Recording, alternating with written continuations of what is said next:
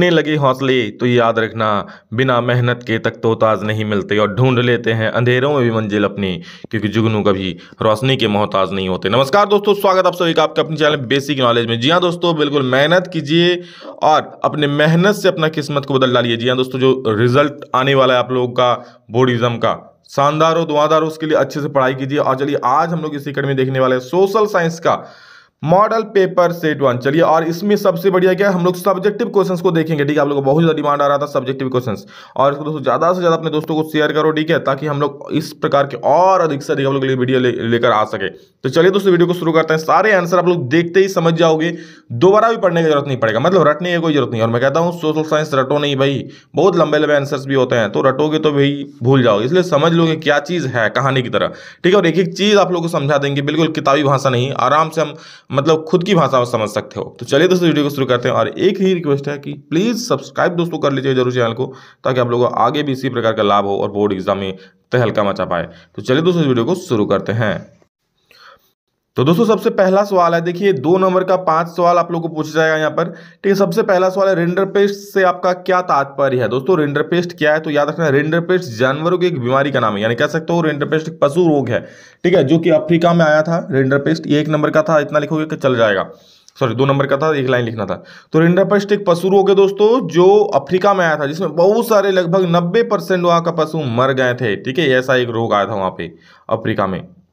चलिए, अगला सवाल है कि औद्योगिक क्रांति सर्वप्रथम कब और कहां प्रारंभ हुई। औद्योगिक क्रांति तो आपको पता है, सबसे पहले इसका श्री गणेश हुआ था इंग्लैंड में, 18वीं शताब्दी के मध्य में प्रारंभ हुआ था। ठीक है, 18वीं शताब्दी के मध्य में प्रारंभ हुआ था। ये याद रखना, औद्योगिक क्रांति मतलब उस वक्त उद्योग लगने लगे थे, फैक्ट्रियां लगने लगी थी, उसको बोलते हैं औद्योगिक। नाम ही औद्योगिक क्रांति, क्रांति मतलब भाई एक बाढ़ जैसा आ जाना। ठीक है, तो उद्योग का वहां पर बहुत ज्यादा फिर प्रचलन हो चुका था। कहां पर, इंग्लैंड में। इसका शुरुआत हुआ था इंग्लैंड से। चलिए, अगला क्वेश्चन है हम लोग का, घरों में उपयोग की जाने वाली ऊर्जा संसाधनों के नाम लिखिए। घरों में क्या क्या क्या हम लोग यूज करते हैं। तो सबसे पहले कोयला तो सभी लोग जानते हैं, भाई झारखंड रहेंगे और कोयला नहीं जानेंगे, ये भी कोई बात है। ठीक है, तो कोयला हो गया, एलपीजी हो गया, जो गैस सिलेंडर यूज करते हो आप लोग, लकड़ी, उपले, उपले मतलब वही गोबर का जो बनाते हो आप लोग। ठीक है, आप लोग क्या बोलते हो कमेंट करके जरूर बोलना। तो ये सारे चीज हम लोग क्या ऊर्जा संसाधन के तौर पर यूज करते हैं, खाना पकाने के लिए यूज करते हैं। ठीक है, समझ रहे हो। अगला प्रश्न है, भारतीय राष्ट्रीय कांग्रेस की स्थापना कब हुई थी और इसके संस्थापक कौन थे। बहुत महत्वपूर्ण सवाल है। देखिए 28 दिसंबर 1885 में। ठीक है, भारतीय राष्ट्रीय कांग्रेस की स्थापना कब हुई, 28 दिसंबर 1885 में हुई, और इसके संस्थापक थे M.O. ह्यूम। याद रखना, M.O. ह्यूम इसके संस्थापक थे। ठीक है, ये सब देखिए कुछ डेट्स तो आपको याद रखनी पड़ेंगे। ठीक है, तो भारतीय राष्ट्रीय कांग्रेस की स्थापना कब हुई थी, 28 दिसंबर 1885, संस्थापक थे M.O. ह्यूम। लोकतंत्र की कोई 2 चुनौतियों को लिखिए। तो लोकतंत्र की प्रमुख 2 चुनौतियां जो है, जनसंख्या वृद्धि और अशिक्षा। देखिए, लोकतंत्र की चुनौतियां मतलब लोकतंत्र की रुकावट। ठीक है, क्या लोकतंत्र के रास्ते में रोड़ा कह सकते हो। चुनौती मतलब क्या भाई, उसको चुनौती का सामना करना पड़ रहा है। तो ये चुनौती क्या है, जनसंख्या वृद्धि और अशिक्षा। भाई अशिक्षा नहीं है तो फिर लोग गलत लोगों को वोट देते हैं। ठीक है, इस प्रकार से मतलब शिक्षा नहीं है तो लोग गलत लोगों को वोट दे देंगे, सही लोगों को वोट नहीं दे पाएंगे। जनसंख्या बढ़ रहा है धीरे धीरे। मुद्रा को परिभाषित कीजिए। मुद्रा मतलब जो रुपया होता है ना, उसको मुद्रा को परिभाषित। तो देखिए, मुद्रा धन के उस रूप को कहते हैं। क्या मुद्रा एक धन है ना, धन का ही रूप है। धन के उस रूप को कहते हैं जिससे दैनिक जीवन में क्रय और विक्रय की क्रियाएं होती है। देखो मुद्रा धन, देखिए धन तो आपके पास बहुत है, आपके पास गाड़ी घोड़ा है, सोना चांदी है, कुछ भी है, कपड़ा है, सब धन ही तो है एक तरह से।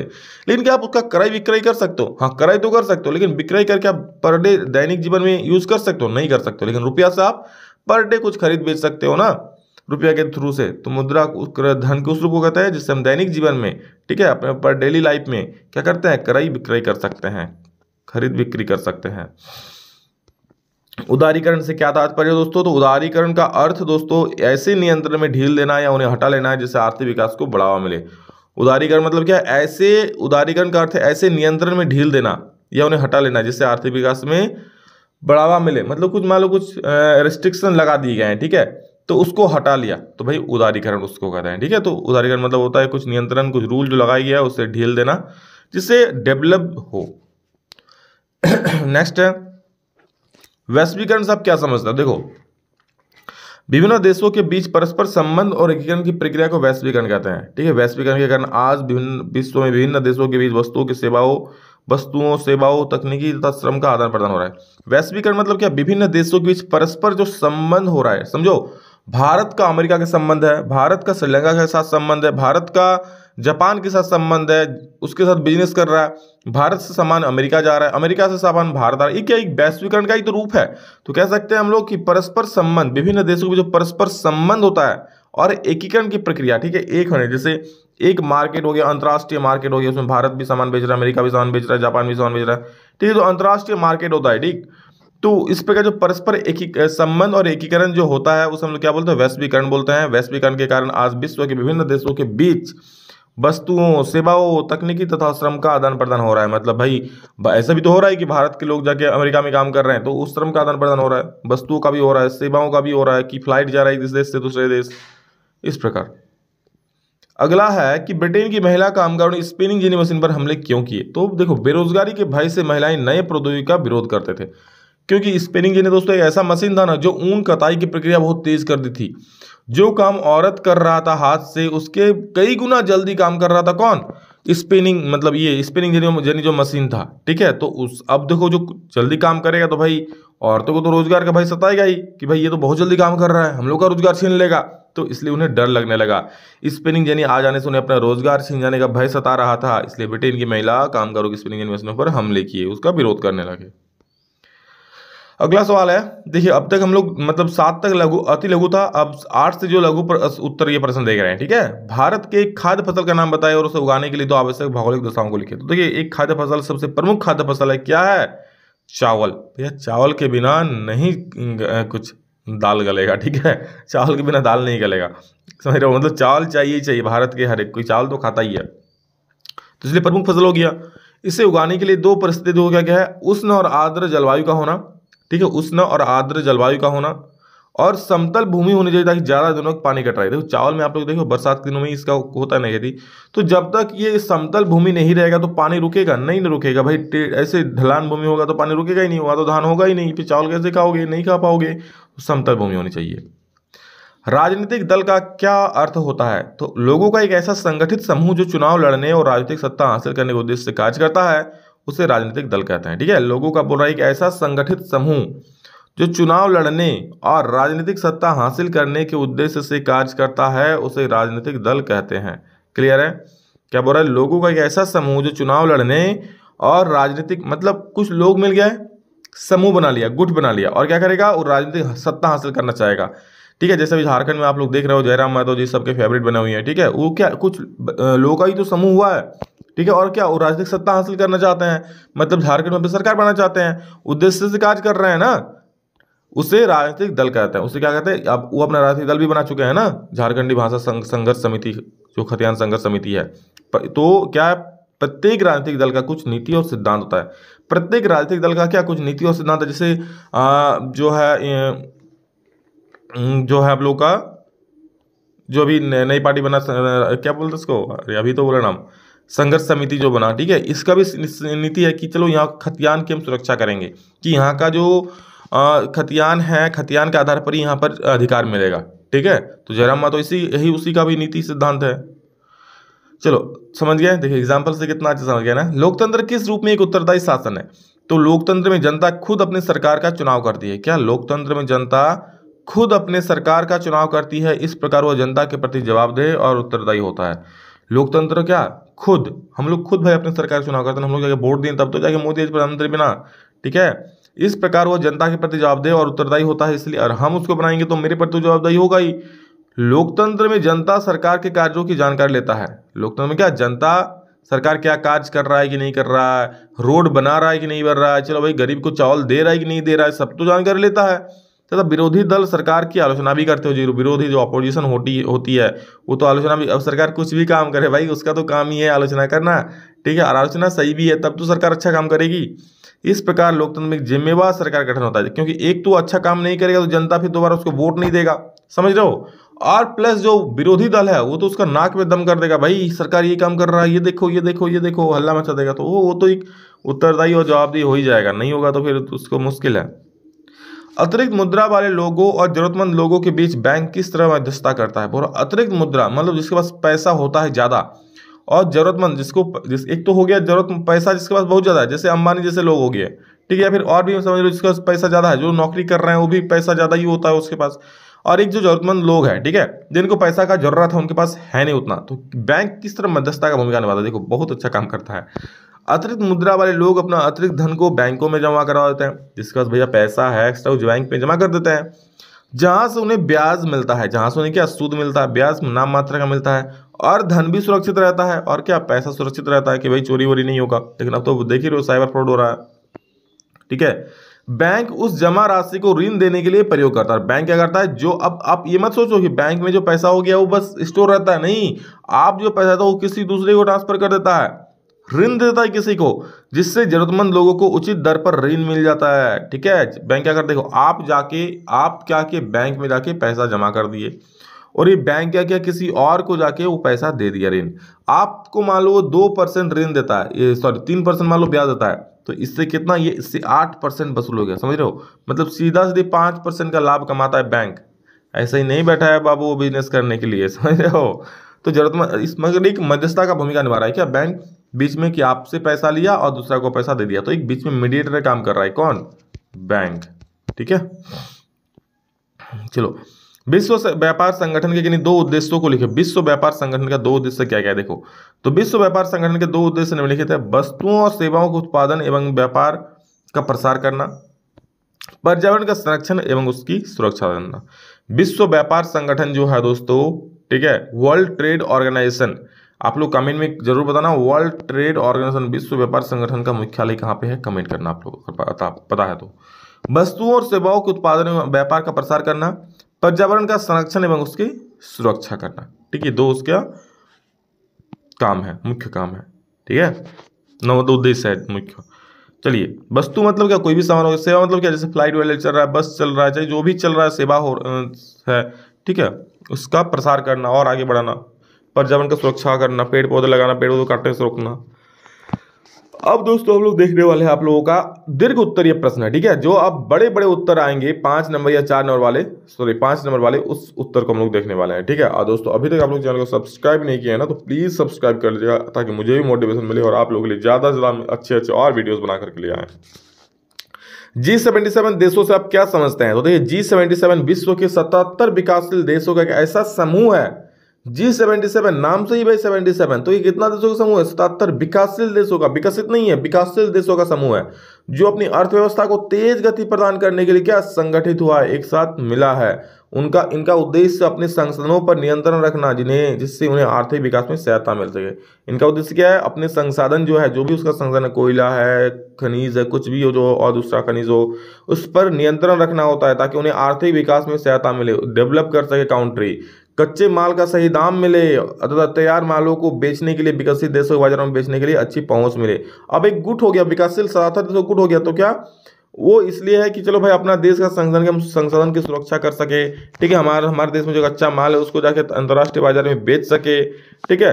संयुक्त राष्ट्र में या विकासशील देशों के हितों की बात रखने वाला सबसे बड़ा गुट है संयुक्त राष्ट्र में जब भी मीटिंग होता है, ठीक है, तो ये विकासशील देशों की बात रखने वाला। अब देखो विकासशील देश 77 देशों का मतलब 77 देशों के ही सारे लोग थोड़ी चल जाते हैं, जो मेन लोग हैं 77 देशों के, ठीक है, वो लोग जाते हैं, ठीक है।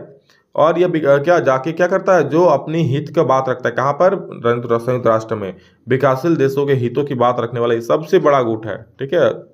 G77 ब्रिटेन वुड्स की संतानों की प्रतिक्रिया के रूप में भी देखा जाता है। G77 को क्या दोस्तों, ब्रिटेन वुड्स की जो जुड़वा संतान है, ठीक है, जो WHO बोल रहे हैं, जो विश्व बैंक है, ठीक है, जो विश्व बैंक है, और एक क्या था याद नहीं आ रहा है, जो भी है, ठीक है, तो उसका जुड़वा संतान के रूप में भी देखा जाता है, ठीक है। एक विश्व बैंक होता है और एक अंतर्राष्ट्रीय मुद्रा कोष होता है, ठीक है, 2 होता है जुड़वा संतान ब्रिटेन वुड्स का। 2 जुड़वा संतान क्या क्या है, एक विश्व कोष है, विश्व विकास बैंक, और अंतर्राष्ट्रीय मुद्रा कोष, तो उसका जुड़वा उसका प्रतिक्रिया के रूप में भी देखा जाता है, ठीक है। जब उसमें अच्छा से अधिकार नहीं मिला इन लोगों को, तो भाई अपना खुद का G77 बनवा लिया, ठीक है। अगला प्रश्न है, लोकतांत्रिक शासन व्यवस्थाओं के समक्ष विस्तार की चुनौती क्या है। तो देखो, लोकतांत्रिक शासन व्यवस्थाओं के समक्ष विस्तार की अनेक चुनौतियां। लोकतंत्र के विस्तार की चुनौती का अर्थ ही होता है, क्या होता है, सत्ता में साझेदारी को विस्तृत बनाया जाए, बोल रहा है लोकतंत्र क्या है, लोकतंत्र शासन व्यवस्था में समग्र विस्तार, मतलब लोकतंत्र जो होता है ना, जिसमें शासन सरकार शासन चला, इसमें और विस्तार की क्या भूमिका है, कि इसमें और कैसे हम लोग विस्तार कर सकते हैं, कैसे बढ़ा सकते हैं, कैसे हम लोकतंत्र ज़्यादा से ज़्यादा लोगों तक पहुंचा सकते हैं, कैसे लोगों को इसमें भागीदारी और करवा सकते हैं, इसका अर्थ विस्तार। ठीक है, जैसे मान लो ये 5 नेता है, इसमें कैसे इसको और ज्यादा हम नेताओं तक पहुंचा सके, इस प्रकार का बोल रहा है। तो लोकतंत्र शासन व्यवस्था के समय विस्तार की अनेक चुनौतियां है। लोकतंत्र के विस्तार की चुनौती का अर्थ ही होता है कि सत्ता में साझेदारी को विस्तृत बनाया जाए, कि सत्ता में जो साझेदारी है और लोगों तक पहुंचाया जाए, और इसी उद्देश्य से विकेंद्रीकरण के सिद्धांत को अपनाया जाता है। और इसी उद्देश्य से क्या होता है, विकेंद्रीकरण का उद्देश्य मतलब सत्ता का बंटवारा। आप लोग देखे होंगे, राज्य सरकार होता है, केंद्र सरकार होता है, स्थानीय सरकार होता है, ठीक है, तो ये विकेंद्रीकरण का ही रूप है। इस प्रकार सरकार की सत्ता को कई स्तरों में बांट दिया था। और इस प्रकार हम लोग क्या सरकार की सत्ता को कई स्तरों में बांट देता है ना, जैसे अभी बताया केंद्र सरकार, राज्य सरकार, स्थानीय पंचायती सरकार, राज्य सरकार, इसमें बांट दिया जाता है। जैसे केंद्र, अभी बताया केंद्र सरकार, राज्य सरकार तथा स्थानीय प्रशासनिक इकाइयां सत्ता में साझेदारी को विस्तृत बनाने के लिए वंश, लिंग, जाति, धर्म, संप्रदाय, भाषा, स्थान आदि के आधार पर भेदभाव मिटाने की चुनौती है। अब देखो, सत्ता में साझेदारी के लिए क्या, अब भारत में हर एक जाति के, हर एक लिंग के, हर एक संप्रदाय, हर एक भाषा, अलग अलग भाषा के लोग रहते हैं। ठीक है, और भेदभाव भी अभी भी है, ऐसा नहीं चलो भाई खत्म हो गया, चुनौती है। ठीक है, इसके लिए भारत ने अनेक प्रयास किए हैं। ठीक है, अब देखो जो जाति है, कास्ट है, वो उस कास्ट लोगों को ज़्यादा प्रीफर करेगा वोट देने में, तो एक चुनौती ये है तो सत्ता का ये भी। ठीक है, जाति पंचायती राज की स्थापना की गई। सत्ता में साझेदारी को विस्तृत करने के लिए पंचायती राज व्यवस्थाओं में महिलाओं को 33% का आरक्षण दिया। याद रखना, ऑब्जेक्टिव पूछता है। ठीक है, पंचायती राज व्यवस्था में 33% जो है आरक्षण महिलाओं का है। ठीक है, मतलब 33% जो नेता उदा बनेगा पंचायत राज में, जो वार्ड परिषद जो भी बनेगा वो महिलाएं बनेंगी, बाकी का बचा हुआ पुरुष बनेंगे। अगला प्रश्न, एक अर्थव्यवस्था में मुद्रा की भूमिका की विवेचन कीजिए। एक अर्थव्यवस्था मुद्रा की क्या भूमिका है भैया, पैसा की क्या भूमिका है। देखो, एक अर्थव्यवस्था में मुद्रा की बहुत ही महत्वपूर्ण भूमिका है। मुद्रा की सहायता से ही हम किसी वस्तु को खरीद या बेच सकते हैं, बिल्कुल सही बात है। व्यापार में तो मुद्रा की बहुत ही अहम भूमिका होती है, क्योंकि मुद्रा के द्वारा व्यापारिक क्रिया सफलतापूर्वक पूरी हो जाती है। आप मान लो कुछ बेचने जाते हो तो भैया बिना मुद्रा कुछ चलेगा, मुद्रा दोगे तभी आप कुछ सामान खरीदोगे। अब आप किसी को बेचो तो भी उससे मुद्रा लोगे, तो मुद्रा तो वहाँ चाहिए ही चाहिए। मुद्रा की सहायता से एक स्थान से वस्तुओं को खरीद कर दूसरे स्थान पर उसे बेचा जाता है। अभी जो मैंने कहा, बजट निर्माण में भी मुद्रा की अहम भूमिका होती है। बजट निर्माण होता है ना, जैसे मोदी बोलते हैं 1 करोड़, 2 करोड़, 3 करोड़, 4 करोड़, 5 करोड़, चलिए मैं झारखंड को 5,000 करोड़ रुपया देता हूँ, ऐसा मान लो बोल दिया तो कितना अच्छा होगा ना। तो एक बजट, मान लो कुछ बजट पास होता है, ठीक है, बजट में रेलवे को इतना करोड़ रुपया दिया गया, किस किस चीज़ को कितना करोड़ रुपया दिया गया, एक बजट तो मुद्रा ही होती है मेन। ठीक है, कोई बजट कितना बड़ा है, मुद्रा के आधार पर ही उसको मापा जाता है कि भाई रेलवे को कितना दिया गया, किस कृषि को कितना दिया गया, तो मुद्रा के आधार पर ही मापा जाता है ना। राष्ट्रीय आय की गणना में मुद्रा की विशेष भूमिका होती है। ठीक है, राष्ट्रीय आय की गणना में मुद्रा की, चलो राष्ट्रीय आय कितना हुआ, कितना करोड़, कितना ट्रिलियन, देश की राष्ट्रीय आय की गणना मुद्रा में की जाती है। ठीक है, जो देश के निवासियों का जीवन स्तर को दर्शाती है। ठीक है, जिस देश का राष्ट्रीय आय जितना ज़्यादा, उस देश का निवासी का आय सोचो उतना ज़्यादा है। मुद्रा के उस देश का निवासी का सोचो जीवन स्तर उतना ज़्यादा है, क्योंकि भाई जितना ज़्यादा आय होगा उतना अच्छे तो लोग रहेंगे। मुद्रा के बिना राष्ट्रीय आय की गणना करना बहुत ही कठिन है। इस प्रकार किसी भी देश की अर्थव्यवस्था में मुद्रा की बहुत ही अहम भूमिका होती है। और आप लोग खुद से भी बहुत सारे लिख सकते हो, भाई मुद्रा का काम क्या होता है। हर एक फील्ड में तो मुद्रा चाहिए आपको, उसके बिना काम हो सकता है क्या, नहीं ना। चलो अगला सवाल है, भारत में सौर ऊर्जा का भविष्य उज्ज्वल है, क्यों। देखो, भारत में सौर ऊर्जा का भविष्य उज्ज्वल है, जिसके निम्नलिखित कारण है। देखिए, मैं जो समझा रहा हूँ समझ लो, ताकि रटना ना पड़े। और मैं गारंटी देता हूँ, जो अगर आप लोग पूरा वीडियो देखते हो ना, हर एक क्वेश्चन को, तो कुछ ना कुछ इसके बारे में एग्जाम में जरूर लिखोगे, और इससे संबंधित ही लिखोगे। तो लिखोगे भाई तो नंबर मिलेगा। ठीक है, तो अच्छे से समझ लो। भारत एक उष्णकटिबंधीय देश है, जिसके कारण यहाँ अधिक गर्मी पड़ती है। ठीक है, ग्रामीण और दूर दराज इलाकों में सौर ऊर्जा तेजी से प्रचलित हो रही है। ग्रामीण और दूर दराज इलाकों में सौर ऊर्जा क्या तेजी से प्रचलित हो रही है। आप लोग देख सकते हो, सोलर पैनल हर जगह पे सोलर पैनल लग रहा है। अभी पहले नहीं था, अभी उतना लग रहा है। सौर ऊर्जा संयंत्र को भारत के विभिन्न भागों में स्थापित किया जा रहा है, जिससे प्रदूषण को कम करने में सहायता मिलती है, और यह पर्यावरण संरक्षण में भी बहुत महत्वपूर्ण योगदान, क्योंकि ये धुआं नहीं उत्पन्न करता है, तो पर्यावरण संरक्षण में भी बहुत महत्वपूर्ण भूमिका अदा करती है। हमें तेल या गैस का आयात करने पर काफ़ी मात्रा में विदेशों में मुद्रा लेनी पड़ती है। इसके स्थान पर सौर ऊर्जा का प्रयोग करने पर हम काफ़ी ज़्यादा मात्रा में विदेशी मुद्रा को बचा सकते हैं, इसलिए इसका भविष्य उज्ज्वल है। क्या बोल रहा है, अगर हम तेल मंगा रहे हैं तो दूसरे देश से मंगाते हैं, तो उसके लिए उसको मुद्रा देना पड़ेगा ना। तो अगर हम लोग सौर ऊर्जा को कर ले अपना मेन, तो वो उतना मुद्रा बच सकता है। मान लो जितना तेल से कोई चीज़ चला रहा है, उतना अगर हम सौर ऊर्जा से चला रहे हैं, तो हमारा तेल तो बच जाएगा, उतना हमको विदेशी को रुपया नहीं देना पड़ेगा। इसलिए इसका भविष्य क्या है, उज्ज्वल है। ठीक है, अगला सवाल अगला है क्या, देखो यहाँ पर अगला पॉइंट कि देश में बेकार पड़े बंजर जमीन एवं सुदूर इलाकों में भी सौर ऊर्जा संयंत्र स्थापित किया जा सकता है। और सौर ऊर्जा कहीं भी लगा सकते हो, जहाँ धूप वहाँ सौर ऊर्जा लग जाएगा। ठीक है, तो बंजर जमीन पर भी लग सकते हो जहाँ खेती होती नहीं होती है। ठीक है, लास्ट वाला दोस्तों एक ग्राफ का है जो आपको हम बाद में बता देंगे। तो ये था दोस्तों आप लोगों को बहुत ही महत्वपूर्ण क्वेश्चंस जो एग्जाम में आने के लिए प्रबल संभावना है। इस प्रकार का अभी और बहुत सारे वीडियोस आएंगे। मेहनत आप लोगों को करना है, मेहनत मैं भी कर रहा हूं बस आप लोगों के लिए। ठीक है, ताकि आप लोगों को रिजल्ट अच्छा हो। तो बस पढ़ो अच्छे से। ठीक है, और चैनल को सब्सक्राइब दोस्तों अभी तक नहीं किया तो फिर से कहते हैं जरूर कर लेना ताकि आगे भी लाभ मिले। ठीक है, चलो दोस्तों, love you all, thank you all of you. अभी कितना ही, फिर नेक्स्ट में जल्द मिलेंगे, तब तक के लिए जय हिंद, वंदे मातरम।